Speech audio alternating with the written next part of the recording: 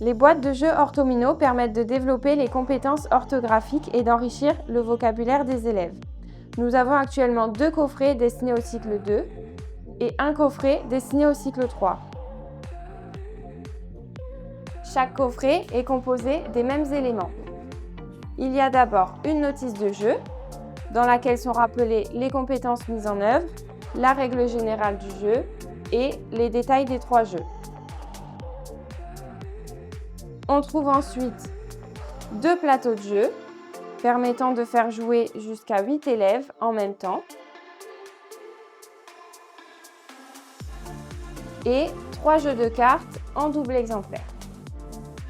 Les 3 jeux sont complémentaires et indépendants. Par exemple, dans cette boîte de cycle 2, les élèves peuvent s'amuser autour des homophones, des synonymes et des antonymes ou des affixes.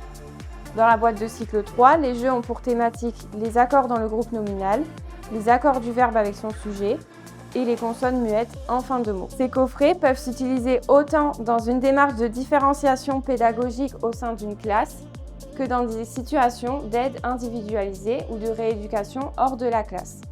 La simplicité des règles de jeu contribue à leur autonomisation. Il est important de noter que les boîtes de jeux orthomino favorisent la prise en compte de la diversité des niveaux et des profils d'apprentissage. En offrant plusieurs combinaisons, chaque partie de cartes donne lieu en permanence à des questionnements implicites qui invitent les élèves à prévoir, choisir et décider, leur permettant donc d'être en situation de recherche active et d'exercer leur pratique de la vigilance orthographique. La pratique de ce jeu développe naturellement le sens du vivre ensemble pour apprendre aux élèves à confronter leur point de vue dans une démarche positive.